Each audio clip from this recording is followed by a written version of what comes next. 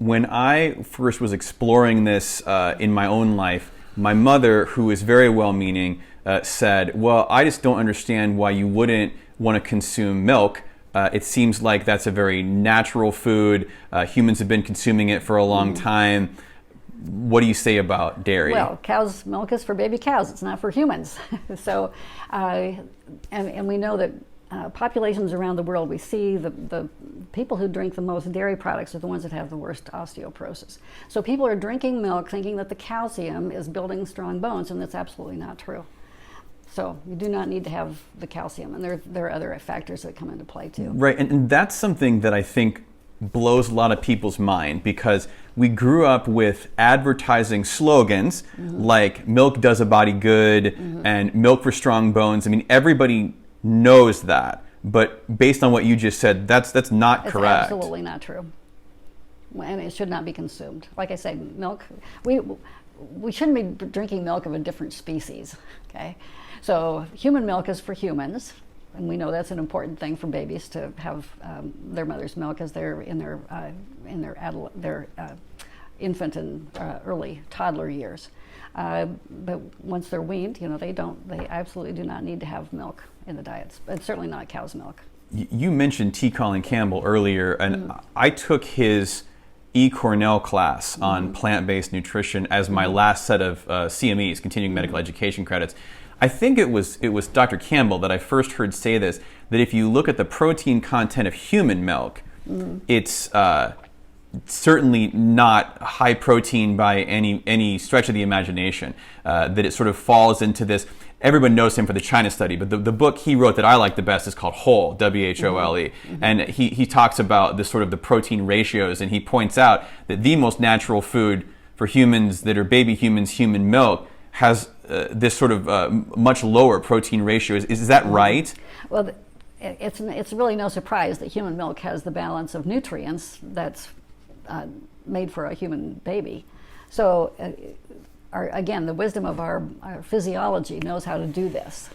I'm going to get in trouble, but I have to say this just because, again, I want to state for the record that the reason I even started this show is I love having smart conversations with intelligent, educated, experienced people, and I do keep my mind open to kind of anything anybody says, but I can't imagine, and most people I meet when we have a dairy conversation, I try to imagine why not put human milk in your coffee or on your cereal when it makes sense, with quotes around, to put on cow's milk or goat's milk or a different kind of milk. And I don't think she'll mind if I tell this story, but many, many years ago, my absolute oldest, dearest friend in the whole world, she had to drop out of college because she had her first kid, and we were hanging out, and she went into a different room and she pumped, and then she came back out with this little baggie of human milk, and she just said, we're just going to throw it away, but I had to pump and whatever.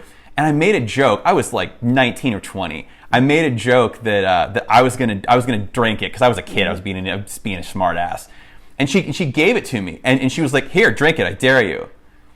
And I got it up to like my face, and I didn't throw up, but I was so overwhelmed by the idea that it was not only milk, it was my friend's milk. and she busted my chops for it for years about that. And it wasn't until many years later that I first heard somebody say what you just said that I thought, I remembered that story, and I thought, man, like, isn't that that's a little funny that, like, as a human, the idea of drinking human's milk is so repulsive to me, but isn't it kind of funny that there's this other milk, but we were raised that it does a body good, it's really, really good for us. Let's talk about eggs for a minute. This is one where a lot of people kind of get hung up. I'm a big fan of Joe Rogan, despite the fact that he is fairly anti-psychiatry, it seems like, and fairly anti-plant-based stuff. But his big thing is, where vegans and vegetarians get it right is they're against sort of factory farming, but he's got backyard chickens, and eggs are just free food. They're full of really good protein and amino acids. What about eggs, Carol? Well, they're also very high in cholesterol, and despite what is popular in the media these days, it still does promote atherosclerosis, which is heart disease. So, and you don't need that cholesterol. Your liver is going to make the cholesterol that it needs. You do not need to take in any from any source, not from eggs, not from dairy, and so forth, and certainly not from meat.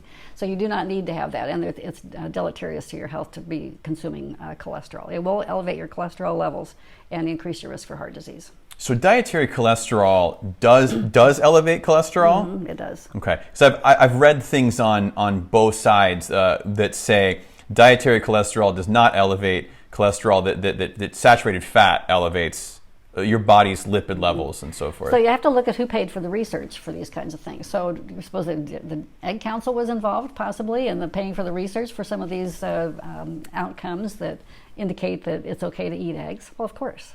It's like the dairy industry and the livestock industry will pay for research projects to get the results that they want. So you've always got to look at the funding source That's on either side. One of the things that Dr. Michael Greger jokes about is someday when Big Broccoli gets a lot of money, we're going to have to watch out for some of the studies.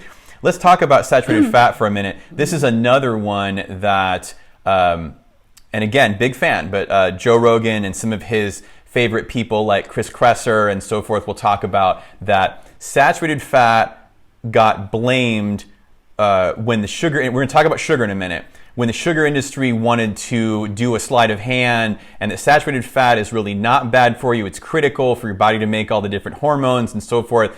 Not necessarily what I've read. Registered dietitian, expert nutritionist for many years, saturated fat, both plant-based and animal-based, good or bad, go. You shouldn't be eating any of it. As I started out saying, there's fat in all foods, and it's a minimal amount of fat. That's all your body needs. Your liver knows what to do with it. So it's going to be able to create hormones, every other factor that's involved in human physiology where there's fat, where there's an indication of fat benefit. That's all you need in those products. You do not need to take in any additional fat. Besides, any kind of oil is going to be a processed food. So back to the soybean for an example. So if you extract soybean oil and you concentrate it and you buy a jar, there's really no nutrition except there's fat and fat calories. A few trace vitamins and minerals, but very, very few. So the benefit is going to be in the real whole soy product. And that's true for olive oil and any of the oils that you want to talk about. It's been extracted from the original whole food, and you should be eating the whole food, not the extracted oil. So you eat olives, not olive oil. You eat coconuts, not coconut oil. Coconut oil is a big one. My wife is from Fairfield, which if anyone listening doesn't know about Fairfield, Iowa, it's where the Transcendental Meditation movement is sort of headquartered in America. They took over a college, and it's called Maharishi School of Management. And so coconut oil is sort of seen almost in this mythical healing sort of way that it sort of can cure everything. And eating coconut oil, whether it's bulletproof coffee, whether it's what do they call it when they rinse their mouths out with it? I had it in my head, I just lost it. But there's a lot of people definitely believe that MCT oils and coconut oils is super, super healthy for you. What say you? Well, if you want to put coconut oil on your skin, that's one thing, but you should not ingest it. It's too high in saturated fat, 92%. And again, it's going to raise LDL cholesterol, which is a factor in cardiovascular disease. So I would say a big no to coconut. If you want to use coconut water, that does not have any fat in it. If you get the coconut flavor, you can use that in cooking and so forth if you want to. Or if you absolutely have to have coconut, a little bit of shredded coconut as a flavoring agent, but to use it as a cooking oil or an ingredient in anything, I would say no. So you would be in favor of eating avocados as an example, but just to follow your line, then avocado oil and anything you'd extract would not be as good. That's correct. So the avocado is a real food. It's a whole food. Yes, it's high in fat, but that's naturally occurring fat. So that would be acceptable, whereas avocado oil, unless if you absolutely have to use it, trace amounts.